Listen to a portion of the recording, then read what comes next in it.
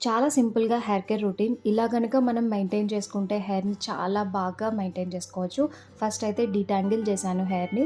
తర్వాత scalp మసాజర్‌తో dry scalp మీదే massage చేస్తున్నాను. అప్పుడు ప్రోడక్ట్ బిల్డప్ ఏమన్నా ఉన్నా కూడా వచ్చేస్తది.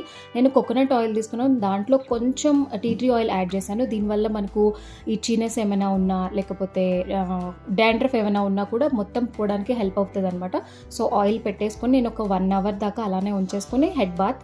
దీంట్లో నేను షాంపూ లారియల్ షాంపూ యూజ్ చేస్తున్నాను. అండ్ కండిషనర్ వచ్చేసి నేను లారియల్‌దే హైలరోన్ బేస్డ్ ఉన్న హైలరోనిక్ యాసిడ్ ఉంటది కదా! సో, ఆ బేస్డ్ ఉన్న నేను కండిషనర్ యూజ్ చేస్తున్నాను. కండిషనర్ అయితే మనం ఓన్లీ లెంత్స్‌కి మాత్రమే అప్లై చేసుకోవాలి. స్కాల్ప్‌కి యూజ్ చేస్తే బాగా జిడ్డయిపోతది. డాండ్రఫ్ వచ్చే ఛాన్సెస్ కూడా ఉంటాయన్నమాట.